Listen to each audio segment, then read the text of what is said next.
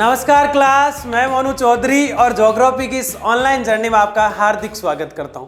कक्षा 12 का भूगोल पढ़ते हुए हम आगे बढ़ रहे हैं और कक्षा 12 के हमारे इस प्यारे से और सुंदर से भूगोल में हम बात कर रहे हैं भारत, लोग और अर्थव्यवस्था की।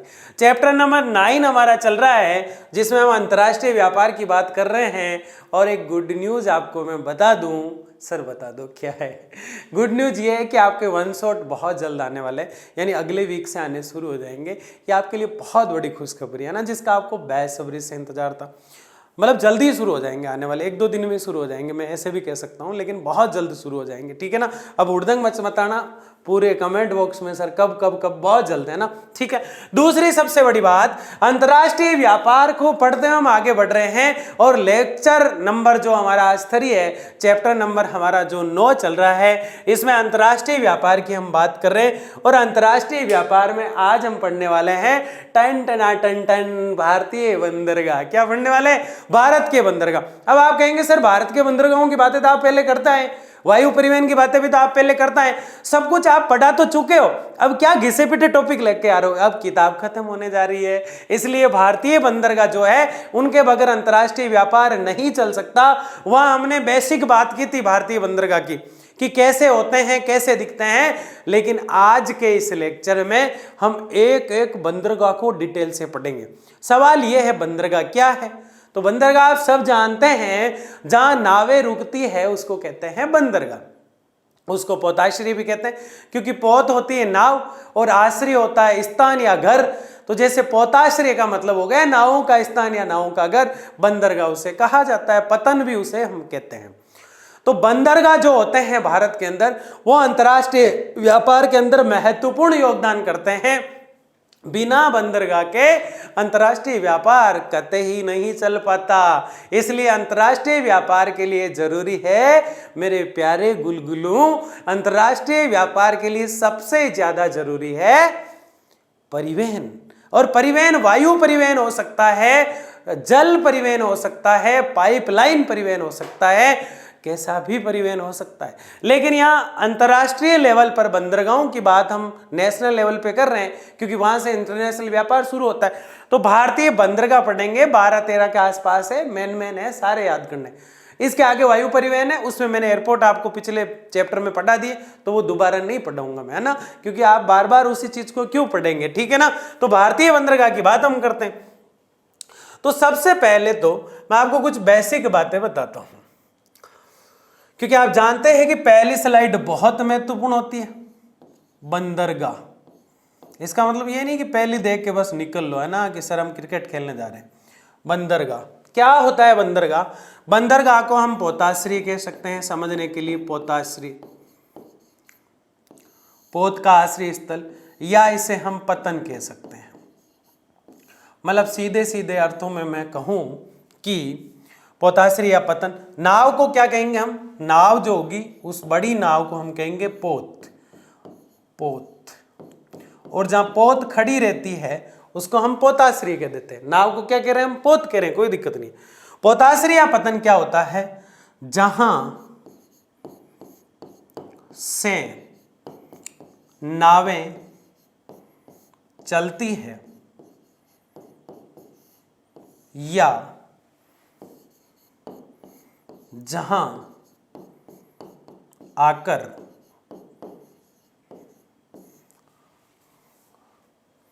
यहां से लिख दूं या ऐसे लिख देता हूं, रुकती है।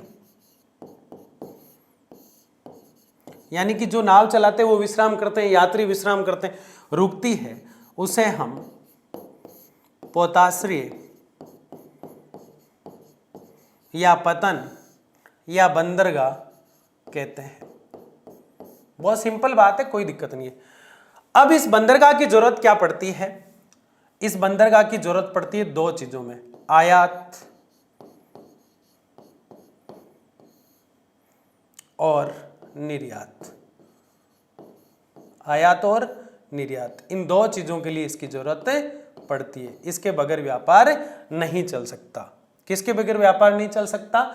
इन चीजों के बगैर व्यापार नहीं चल सकता, क्योंकि आयात और निर्यात जो है वो नाव से ही संभव है। किससे संभव है?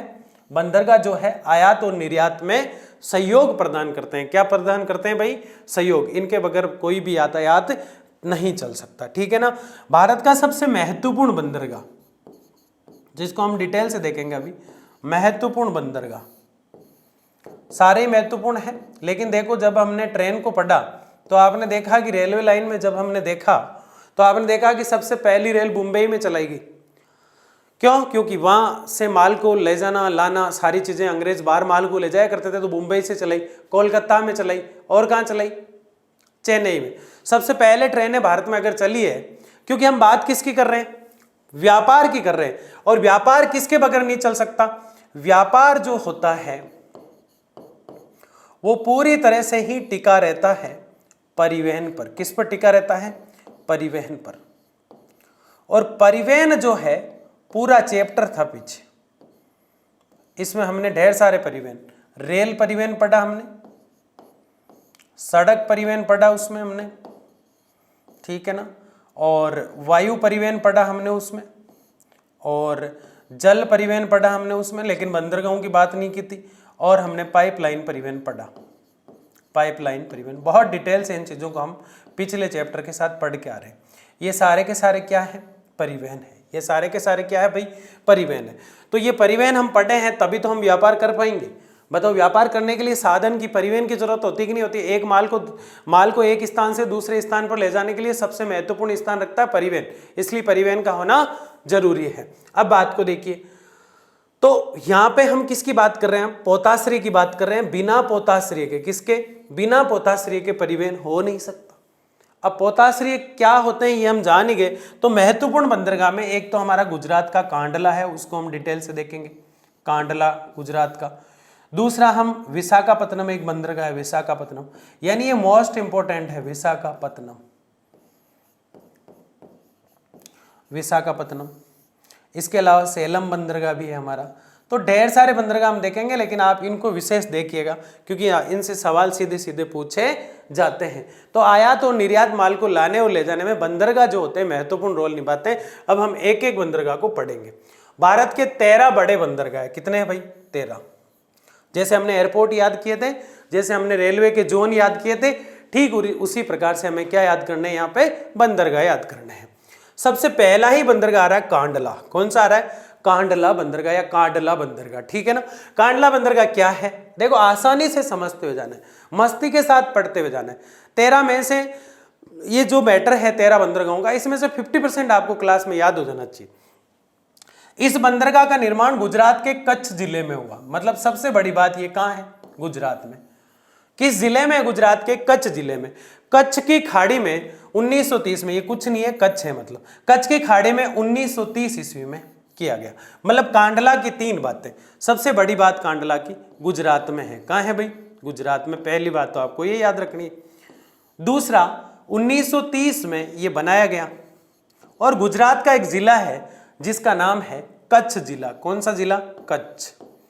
अब ये कच्छ जो जिला है कहाँ है? गुजरात में। ये बंदरगाह कब बनाया गया? 1930 ईस्वी में। ये 3 चीजें तो आपको याद रखनी है। शुरुआत में यहाँ सिर्फ साधारण आकार के जहाज ठहर सकते थे, यानी छोटा था इसका लेवल। शुरुआत में छोटा था, इसका मतलब अब कैसा हो गया? बड़ा हो गया। इस लाइन से ही पता चल रहा है। 1930 में कांडला जो कच्छ जिले में है, एक जगह है कांडला कच्छ जिले में, गुजरात के कच्छ जिले में कांडला बंदरगाह बनाया गया। बंदरगाह 1930 ईस्वी में, जहां नावें आएगी और जाएगी, श्रीलंका की तरफ कहीं ना कहीं चली जाएगी और माल लेके जाएगी, और वहां से माल को लेके आएगी। क्योंकि सबसे सस्ता परिवहन कौन सा है? बंदरगाह वाला, मतलब जल परिवहन। जल परिवहन सबसे सस्ता, सबसे सस्ता। आगे बात यहां तक समझ में ठीक है।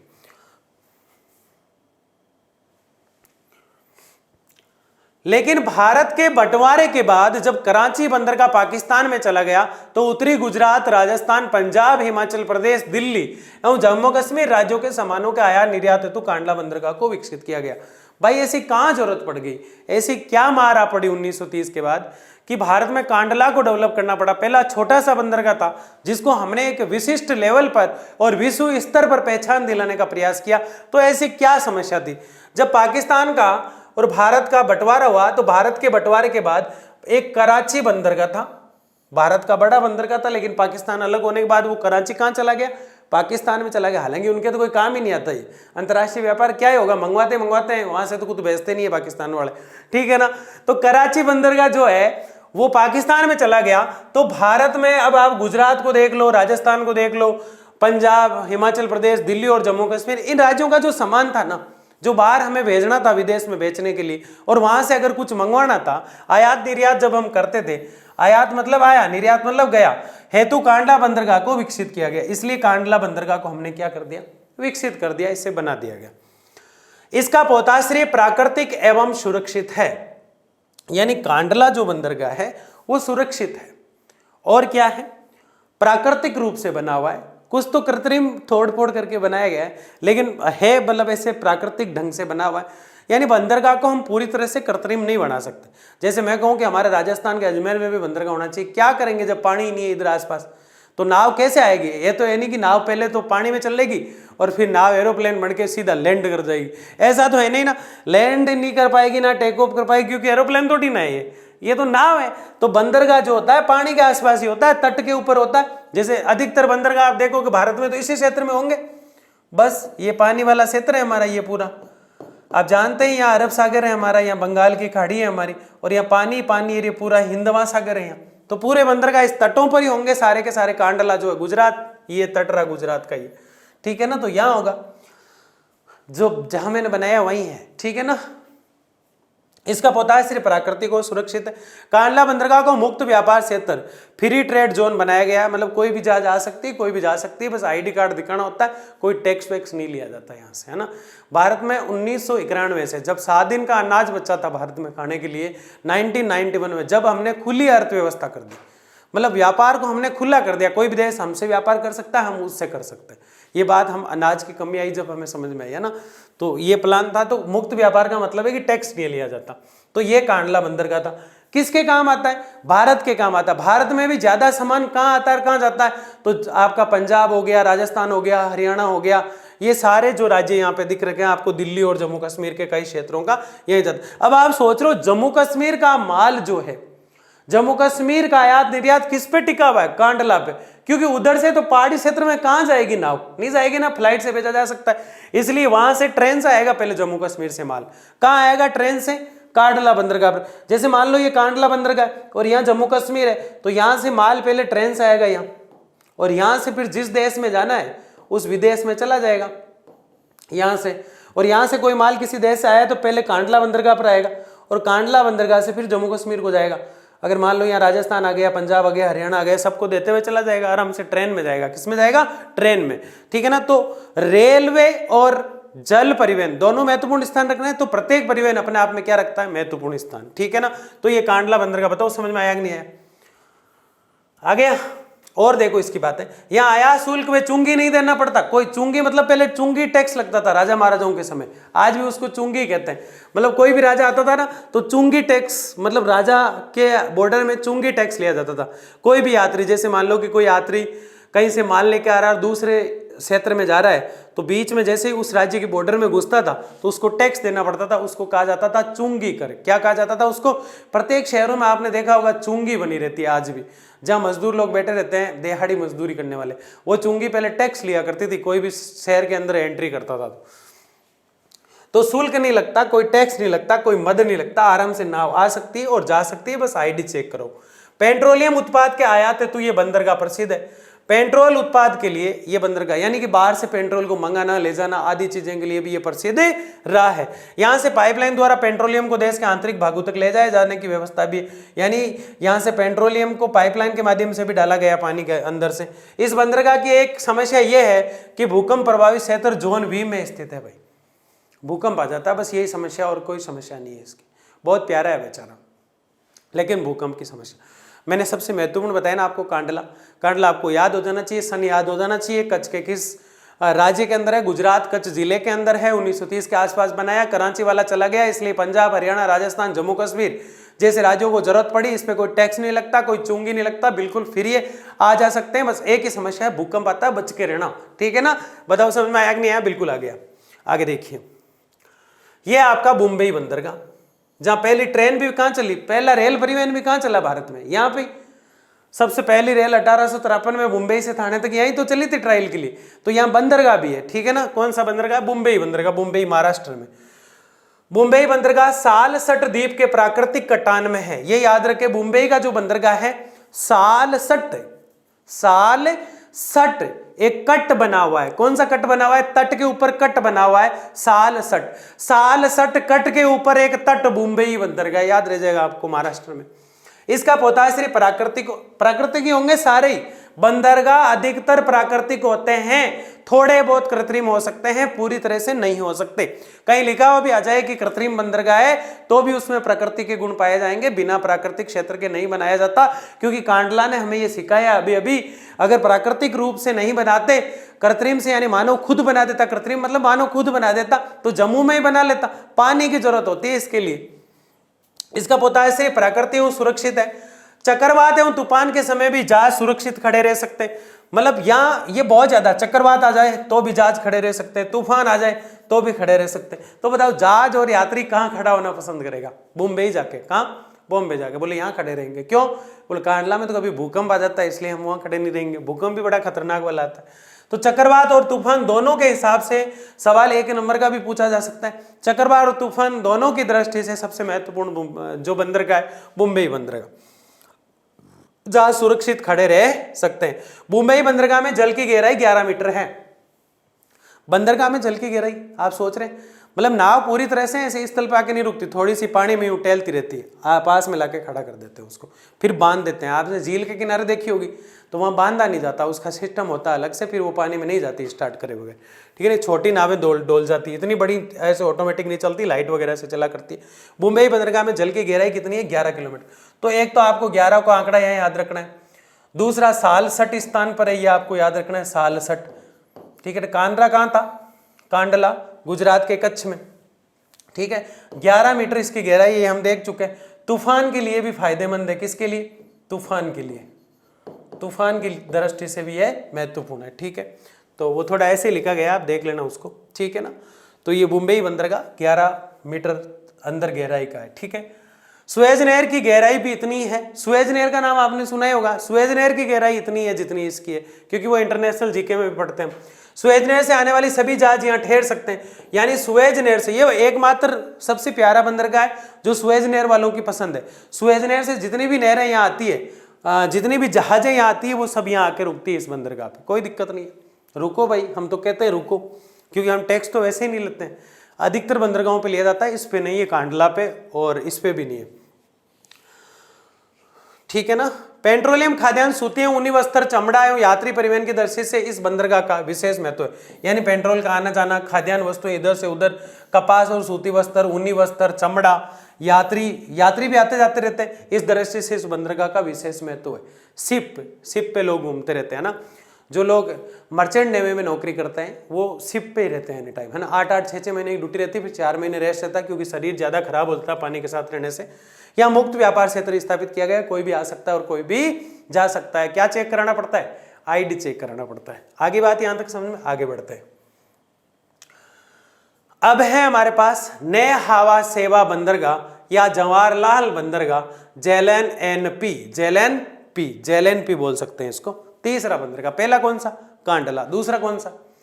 मुंबई तट के ऊपर था, जहां कट लगा हुआ था, याद आ रहा है, 11 मीटर गहरा था और बहुत प्यारा था, बहुत ही सुंदर था, प्राकृतिक था, जिसको भूकंप से, चक्रवात से कोई फर्क नहीं पड़ता। जो भूकंप से तो सबको फर्क पड़ता है, लेकिन चक्रवात और तूफान की दृष्टि से मुंबई वाला ठीक है, भूकंप की दृष्टि से ठीक नहीं है कांडला, बाकी सब चीजों में ठीक है। दोनों पे भी टैक्स नहीं लग रहा था। ये सबसे मतलब आधुनिक है, मतलब नया बंदरगाह है। पहली बात तो आप यही याद रख लो, ये न्यू है भारत के लिए, क्योंकि भारत ने इसको प्राकृतिक रूप से तैयार किया है। नेहावा सेहा बंदरगाह, सेवा बंदरगाह, जवाहरलाल नेहरू बंदरगाह कह देते हैं इसको। अपने देश के महान प्रधानमंत्री रहे जवाहरलाल नेहरू, लगभग 16 साल तक प्रधानमंत्री रहे, गुलाब का फूल जेब में रखते थे, इसलिए जवाहरलाल नेहरू नाम इसका हमने रख दिया, ठीक है ना।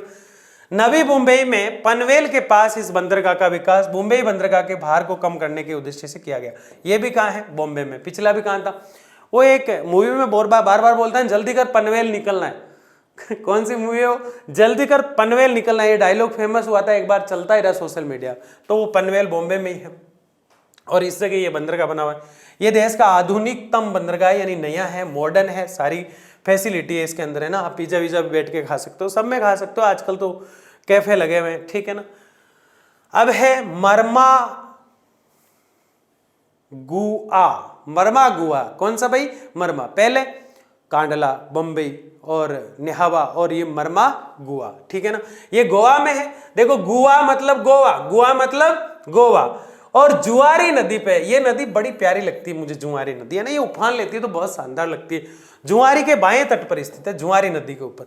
तो गोवा में कौन सा है? आप कभी भी गोवा घूमने जाए तो सीधा कांडला बंदरगाह से बोल दो हमें गोवा छोड़ देना, ठीक है ना।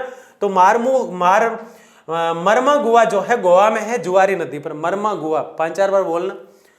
ये प्राकृतिक बंदरगाह, सारे प्राकृतिक होते हैं भाई साहब, बताने की जरूरत नहीं है। प्राकृतिक बंदरगाह, यहाँ से लोहा ऐसा का बहुत आयात में निर्यात किया जाता है। ये देखो ऐसे नदी पर, देखो कितना प्यारा लग रहा है, मैं इसीलिए कह रहा हूँ बहुत प्यारी है, देखो कितनी सुंदर लग रही है। गोवा की तो बातें ही निराली है ना। कभी जाना, पढ़ लिख के नौकरी लग के जाना, मजा ही आ जाएगा।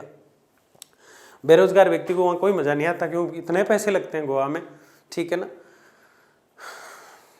यहाँ से लोहा अयस्क का बहुत आयात में निर्यात किया जाता है, मतलब सबसे ज्यादा यहाँ से कच्चा लोहा जाता रहता है। अयस्क मतलब कच्चा लोहा होता है। आप इतना तो आप समझने लग गए होंगे, लोहा अयस्क मतलब कच्चा लोहा होता है, पक्का नहीं होता, जो शुरू से पढ़ रहे वो जानते हैं। बहुत आयात में निर्यात किया जाता है। गोवा लोहा अयस्क की दृष्टि से धनी राज्य है। गोवा जो है लोहा की दृष्टि से थोड़ा धनी है, मजबूत है, इसके पास लोहा है, ठीक है ना। इससे लोहा नहीं लेना है। आगे देखिए, यहां से काजू, मछलियां, मसाले, चावल, देखो कितने प्यारे प्यारे नाम है। काजू, मछलियां, मसाले, चावल, गोवा वाला, है ना, मरमा गोवा। काजू, मछलियां, मसाले कौन सा? आदि का निर्यात किया जाता है। बेच रहे हैं या खरीद रहे हैं? बेच रहे हैं। काजू कौन बेच रहा है? भारत बेच रहा है। जिस काजू को कभी पुर्तगाली लेके आए थे भारत में, उस काजू को आज हम बेच रहे हैं, मतलब निर्यात कर रहे हैं। बहुत खुशी की बात है। मछलियां और मसाले का तो मैंने कहा ही था, अगर ये मसाला नहीं होता तो वास्को डी गामा यहाँ दोबारा आने की हिम्मत नहीं करता, पुर्तगालियों को भेजने की हिम्मत नहीं करता। और पुर्तगाली नहीं आते तो स्वीडिश, डच, फ्रांसीसी, है ना, ये जितने भी हूण, कुषाण, ये नहीं आते, क्योंकि ये व्यापार करने के लिए आए, इन्हें पता चला भारत में मसाला होता है तो यहाँ से ले लेके जाते थे। भारत का मसाला विश्व प्रसिद्ध है भाई साहब। आप कई रेस्टोरेंट वाले कहते हैं ये मतलब सीक्रेट रेसिपी है, इसलिए हम किसी को बता नहीं रहे, और ये हमारे यहाँ का टेस्ट अलग ही है साहब। अरे कहीं का सीक्रेट, मतलब सारी चीजें, भारत के मसाले फेमस है दुनिया में, आप क्या सीक्रेट सिखा रहे हो? ये तो दुनिया जानती है, भारत में मसाले ही मसाले। खनिज तेल, उर्वरक, सीमेंट के लिए भी प्रसिद्ध है। कांच के सामान आदि का आयात किया जाता है, मतलब यहां से भारत ये तो मंगवाता है और वो भेजता है। कहां से? गोवा के इस बंदरगाह से। काजू, मछलियां, मसाले, चावल वो बेच देता है, और नाव जब वापिस आती है तो खनिज तेल, उर्वरक, सीमेंट, खाद्य पदार्थ, कांच का सामान आदि भारत मंगवा लेता है। कोई दिक्कत नहीं, आयात निर्यात हमने देखा कल, है ना। भारत खरीदता ज्यादा है और बेचता कम है। बेचता 400 के आसपास है और खरीदता 700 के आसपास है, करोड़ों में बता रहा हूं। यहां से आयात की तुलना में निर्यात अधिक किया जाता है। आयात की तुलना में निर्यात मतलब बेचा ज्यादा जा रहा है यहाँ से, ये मसाले, मछलियां और चावल। ये 4 चीजें आप याद रखें इस गोवा वाले में, ठीक है ना। आगे देखिए, न्यू मंगलोर। अब कौन सा है? न्यू मंगलोर। न्यू मंगलोर कितने पढ़ चुके हैं हम? 4 पढ़ चुके हैं। कितने पढ़ चुके हैं? 4। देखिए कौन कौन से। मरमा गुआ याद हो गया, नेहावा, इसके पीछे आएगा मुंबई, और इसके पीछे आएगा काडला। हो जाता है याद, कोई दिक्कत नहीं है। देखिए काडला, अब बताओ कौन सा आएगा? मुंबई, अब आएगा नेहावा, ठीक है, अब आएगा मरमा गुआ, और अब 5वां आपका आ जाएगा न्यू मंगलोर। बताओ 4 याद हुए कि नहीं हुए? 50% तक याद हुआ कि नहीं हुआ? बिल्कुल हो गया। न्यू मंगलोर क्या है? सर आप खुद ही कहते तो हो गया, तो फिर कैसे कहूं? आप तो कमेंट करते नहीं हो, तो मुझे कैसे पता चलेगा? कमेंट कर दिया करो, याद आया कि नहीं आया, समझ में आया कि नहीं आया। मंगलोर से 9 किलोमीटर उत्तर में इस बंदरगाह को विकसित किया गया, यानी जो मंगलोर जगह वहां से 9 किलोमीटर दूर है ये। यहां से कुद्रेमुख के लोहे अयस्क को निर्यात करने की सुविधा है। कुद्रेमुख का लोहा होता है, उसको यहां से निर्यात किया जाता है, मतलब बेचा जाता है। यानी कुल मिला के न्यू मंगलोर वाला है, वहां से हम लोहा बेच रहे हैं। क्या बेच रहे हैं? लोहा निर्यात। लोहा निर्यात ये किया जाता है, बस और कुछ नहीं, ठीक है। मछलियां, उर्वरक, काजू, वनोत्पाद, कौवा उत्पाद यहां से निर्यात की जाने वाली प्रमुख वस्तुएं हैं। मछलियां, उर्वरक, काजू, वन के उत्पाद, कहुआ यानी कॉफी यहां से हम बेचते हैं। ये रेल लाइन NH17 द्वारा मुंबई एवं कोच्चि से जुड़ा हुआ है। देखो दो चीजें आ रही है यहाँ पे, रेल लाइन मतलब सड़क, रेल परिवहन, NH17 मतलब सड़क परिवहन, मतलब ये रेलवे लाइन से भी तो जुड़ा हुआ है। ये तो है रेलवे लाइन आपकी, कौन सी रेलवे लाइन आ रही है यहाँ पे, और इसके बाद ये है आपका हाईवे। तो ये दोनों से जुड़ा हुआ है। यहाँ ये बंदरगाह है और यहाँ से माल विदेशों की तरफ चला जाता है, इसलिए बहुत इंपॉर्टेंट है न्यू मंगलोर। कौन सा? न्यू मंगलोर। आ गया समझ में? कोच्चि बंदरगाह, कौन सा बंदरगाह? कोच्चि, कौनची रहे ना, बिहार का एक शब्द है कौनची, यह है कौनची बंदरगाह। केरल के तट पर विलिगंटन द्वीप पर स्थित एक प्राकृतिक बंदरगाह है। आप सबसे पहले तो केरल को याद कर लो, यानी ये बंदरगाह कहाँ है? केरल में है। किस जगह है? विलिगंटन द्वीप पर है। किस जगह है भाई? विलिगंटन द्वीप। केरल के विलिगंटन द्वीप पर स्थित ये बंदरगाह प्राकृतिक है भाई साहब। कैसा है? प्राकृतिक बंदरगाह है। ठीक है, ये समुद्र के समांतर विशाल लेगून के मुहाने पर स्थित है। लेगून क्या है बताओ? झील है साहब। क्या है? झील। झील के पास स्थित है, झील के पास। ठीक है ना। तो केरल के विलिगंटन में कोच्चि बंदरगाह है, जो लेगून के मुहाने मतलब झील के किनारे, मुहाने मतलब किनारे पर स्थित है। यहां से मुख्यतः नारियल उत्पाद, काजू, चाय, रबर, मछली, मसाले निर्यात किए जाते हैं। भारत में मैंने बार बार आपको कहा है मसाले ज्यादा होते हैं, कपड़े ज्यादा होते हैं, सूती वस्त्र भी बेच देते हैं हम, मछलियां भी हमारे यहाँ ज्यादा तट पर ही होती है, रबड़ भी हमारे यहाँ ज्यादा, चाय भी हमारे यहाँ ज्यादा, काजू भी हमारे यहाँ ज्यादा, नारियल भी हमारे यहाँ ज्यादा। नारियल में तो मैंने आपको स्थान भी पढ़ाया जब कृषि पढ़ाई है, याद करो कौन सा है। ठीक है ना। तो ये भारत क्या कर रहा है? निर्यात कर रहा है। क्या कर रहा है? निर्यात। तो ये चीज आपको समझ लेनी चाहिए। ऐसे ऐसे बद्दा लगता है मैं हटा देता हूँ। ठीक है ना। स्क्रीनशॉट भी लेते कई जने। ठीक है ना। आपको नोट्स देने की तैयारी है? ठीक है ना, इंतजार करना पड़ेगा अभी आपको। चाय, रबर, मछली, मसाले निर्यात किए जाते हैं। खनिज तेल, उर्वरक, कोयला, खाद्य तेल का आयात किया जाता है। ये हम मंगाते हैं। क्या मंगा रहे हैं? उर्वरक मंगा रहे हैं, कोयला मंगा रहे हैं, खाद्य तेल मंगा रहे हैं। ये आयात मतलब आया होता है। निर्यात क्या होता है? निर्यात मतलब भेज रहे हैं हम, मतलब बेच रहे हैं हम, खरीद लो हमसे। आयात मतलब आ रहा है देश के अंदर, आयात मतलब आ रहा है देश के अंदर। तो ये बंदरगाह भी, कोच्चि भी अपने आप में महत्वपूर्ण स्थान रख रहा है। कोच्चि केरल विलिगंटन किस एक झील के किनारे, नेगुन झील के किनारे ये बना हुआ है। ये तोता नहीं है, इसका नाम है तूतीकोरिन। क्या नाम है? तूती, है ना। दुश्मनों की तूती बोला देता है, यानी भगा देता है ना। नहीं तूतीकोरिन, तमिलनाडु तट के सारे मन्नार की खाड़ी में, तमिलनाडु में है ये। कहां है? तमिलनाडु में। किस खाड़ी पर? मन्नार की खाड़ी पर है भाई, मन्नार की खाड़ी। कहां? तूतीकोरिन जो है तमिलनाडु की मन्नार की खाड़ी में अवस्थित है, यानी स्थित है। ये खुला बंदरगाह है। कैसा बंदरगाह है? खुला, जो हैयर द्वीप के पूर्वी किनारे से 9 किलोमीटर, यानी हैयर द्वीप इसके आसपास पड़ता है। कौन सा द्वीप? हैयर। ये 3-4 चीजें हर बंदरगाह में याद रखो। और बंदरगाह कोई लोड वाली बात नहीं है, टेंशन मतलब कतई, है ना। लंदन शहर की पूरी टीम आपके साथ है, मैं साथ, मनीष सर साथ। फिर आपको डरने की कहां जरूरत है? बताओ कहां है ये? तमिलनाडु में है सर। ते फॉर तमिलनाडु, ते फॉर तूती। गोवा से गोवा वाला याद हो रहा था, जैसे तूती से तमिलनाडु याद हो रहा है, कोई दिक्कत नहीं है। मन्नार की खाड़ी याद हो रहा है। ठीक है, हैयर द्वीप के पास है। बाद में इस पोताश्रय को गहरा कर उसे कृत्रिम रूप से विकसित किया गया। हर जगह प्राकृतिक, फिर ये क्यों कृत्रिम? ये कृत्रिम नहीं है। देखो क्या है, बाद में गहरा कर दिया गया, मतलब थोड़ा सा खड्डा बना दिया तो कृत्रिम हो गया। लेकिन क्या पूरी तरह से कृत्रिम है? अरे नहीं है। अभी भी हाँ कह दिया कैमरे में से निकाल लूंगा मैं, है ना। अभी भी मैं कह रहा हूं आपसे, सारे बंदरगाह प्राकृतिक होते हैं।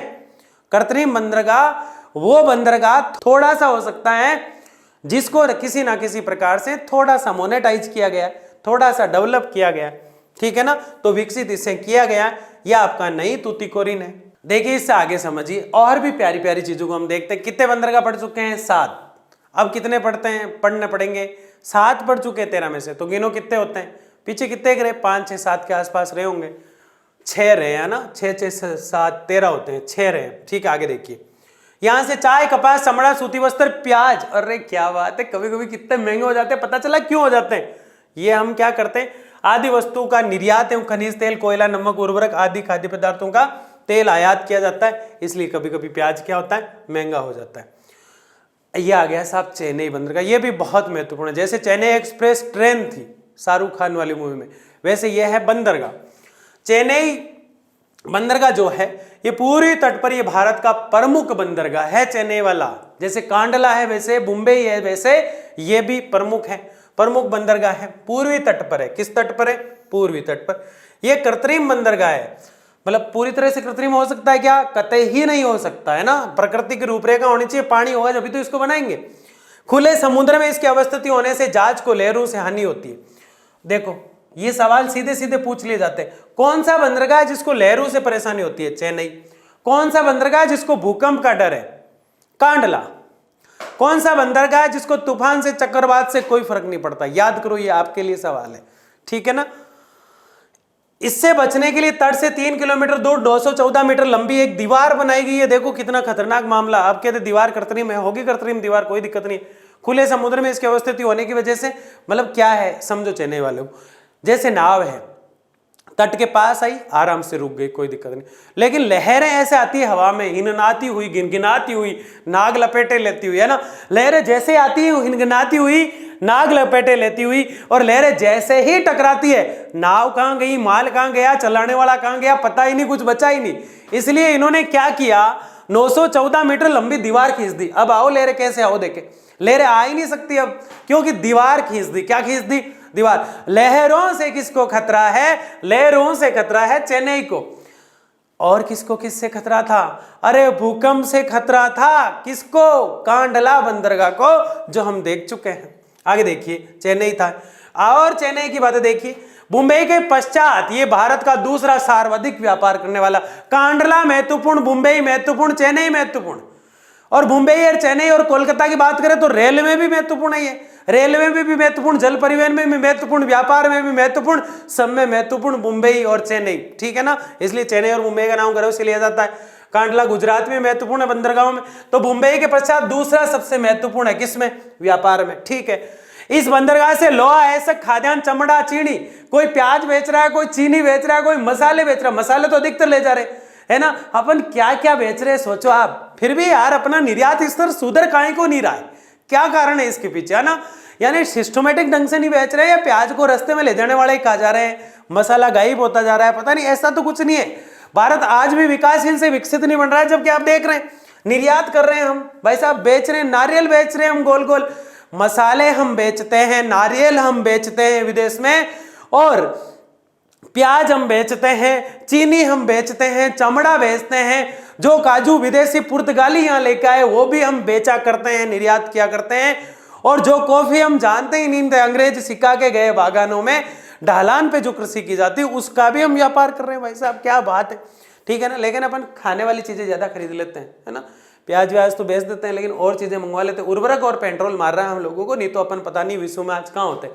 अमेरिका हमसे पीछे होगा, पैर दबाता होता अमेरिका भारत के ऐसे कि साहब हुकूमत बनाए रखना, ठीक है ना।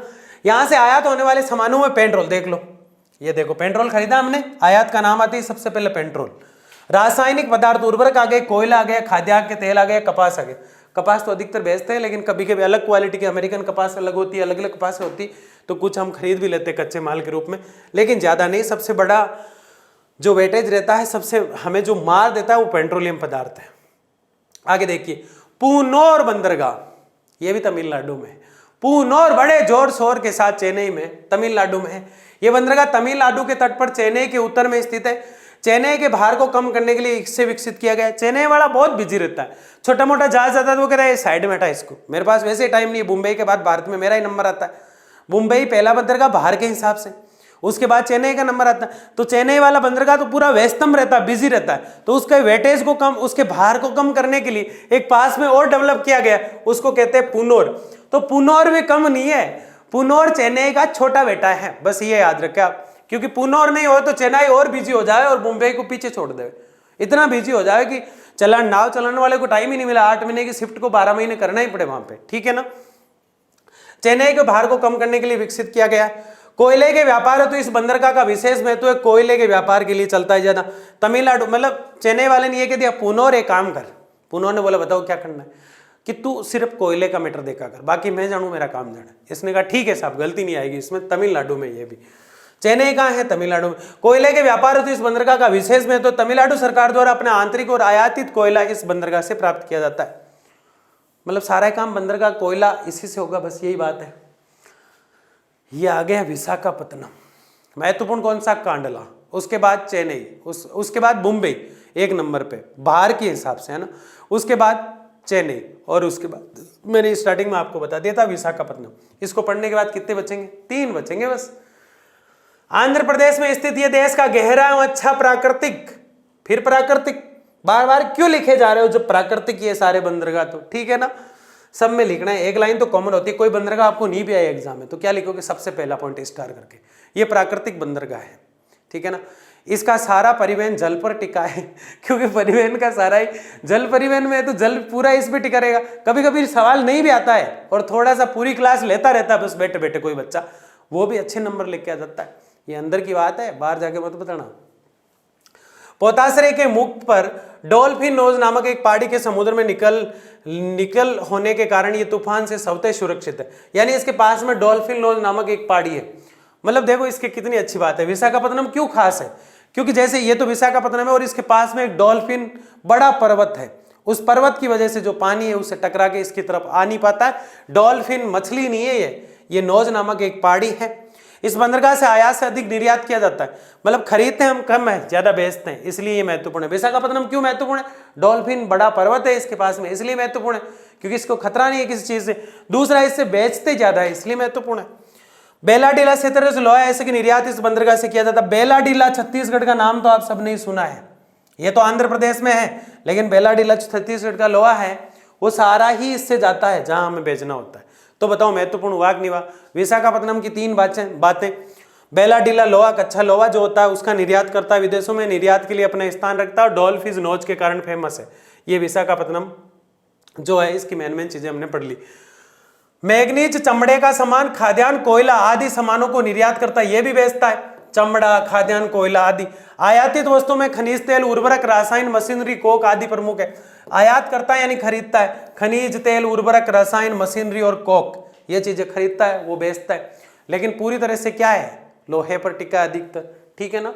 तो ये चीजें समझे कि नहीं समझे विशाखापत्तनम में। अब कितने बच्चे हैं, वही 3 बच्चे हैं, अभी तो यही पढ़ रहे हैं। ये आ गया पारादीप, कौन सा, पाराद्वीप, उड़ीसा में है और ये कृत्रिम है, लेकिन पूरी तरह से कृत्रिम होगा क्या, नहीं होगा। ओडिशा के तट पर यह कृत्रिम बंदरगाह है। यह आंतरिक तरीके से लोहा ऐसक और कोयला लादने और उतारने की सुविधा देता है। लोहा ऐसक, मैग्नीज, बॉक्साइट, अभ्रक, ग्रेफाइट, कोयला आदि का यहाँ से निर्यात किया जाता है। मतलब मेनली इससे भी क्या होता है, निर्यात पर टिका हुआ है। किस पर टिका हुआ है, निर्यात पर। इंजीनियरिंग सामान, उर्वरक, मशीन आदि का आयात किया जाता है। इंजीनियरिंग जो सामान होता है, उर्वरक हो गया, मशीन होगी आदि का इससे आयात किया जाता है। तो इसकी भी खास बातें। पारादीप है कहाँ, उड़ीसा में। पारादीप कहाँ है, उड़ीसा में। तो फिर बताओ वो चेन्नई के साथ था, वो कौन था, याद करो, देखे कौन था, ठीक है ना, आराम से याद आ जाएगा। हल्दिया, ये भी बहुत महत्वपूर्ण है। हल्दिया कैसे, क्या है, पश्चिम बंगाल का है भाई। हल्दी कहाँ की है, पश्चिम बंगाल की। हल्दिया याद रखना है। बड़ा सूगला टाइप का, गंदा टाइप का है ना, हुगली नदी पर है। किस नदी पर, हुगली के मुहाने पर यानी कोनर पर बना हुआ बंदरगाह है। ये विकास किया गया है इसका। ये कोलकाता बंदरगाह के भार को कम करता है, कोलकाता का जो बंदरगाह है उसके भार को कम कर देता है, तथा उन बड़े बड़े जहाजों को आश्रय स्थल है जो कोलकाता तक नहीं पहुंच पाते। जैसे ट्रक वाले नहीं होते, जैसे एक ट्रक वाले को जयपुर से कानपुर जाना है, राजस्थान से यूपी जाना है उसको, और रास्ते में उसको भूख वूख लगी तो कहीं रास्ते में रुक गया पहले कि पता नहीं कानपुर कब पहुंचेंगे, रुक जाते हैं। वैसे ही जो जहाज वाले कोलकाता जाना चाहते हैं और रास्ते में थक जाते हैं, आराम करना चाहते हैं, तो हल्दिया में रुक जाते हैं। किस जगह रुक जाते हैं, हल्दी की सब्जी खाने के लिए हल्दिया में रुक जाते हैं। पेट्रोलियम पदार्थ के व्यापार इस बंदरगाह से विशिष्ट महत्व है। पेट्रोलियम पदार्थ का व्यापार भी इससे किया जाता है। ये आ गया कोलकाता, और ये लास्ट होगा मेरे हिसाब से, ठीक है ना। पश्चिम बंगाल में हुगली नदी पर है। इसका सहयोगी कौन था, हल्दिया।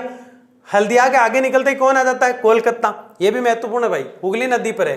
पश्चिम बंगाल, कोलकाता। पश्चिम बंगाल में अंग्रेजों का मेन स्थान था, ये तो सारा माल यहाँ से जाता था, इसलिए महत्वपूर्ण है ना। हुगली नदी में गाद जमने की समस्या के कारण कोलकाता तक भारी जलयान नहीं जा पाता था। इसके लिए कोलकाता से 64 किलोमीटर दूर खुली खाड़ी में डायमंड हार्बर का निर्माण किया गया। मतलब गाद यानी कचरा जम जाता है नदी के अंदर, फिर आगे जहाज नहीं जा पाते, पानी ही नहीं है आगे, तो खाद है, मतलब ढेर आ गया तो जहाज जा नहीं पाता, इसलिए यहाँ व्यवस्था की गई। 64 किलोमीटर दूर एक खाड़ी में डायमंड हार्बर का निर्माण किया गया। ठीक है। उच्च जवार के समय बड़े जहाज कोलकाता के मुख्य पोताश्री खिद्रपुर तक ही जाते हैं। कभी कभी जवार आ जाता है इसमें। आप कहेंगे जवार क्या है? जवार भाटा, पानी का उठना, जवार पानी का वापिस लौटना समुद्र में, भाटा पानी की लहर ऊपर उठ के गई एकदम से, जवार वापिस आया भाटा, तो ये कहलाता है जवार भाटा। तो यहाँ आता रहता है पश्चिम बंगाल में।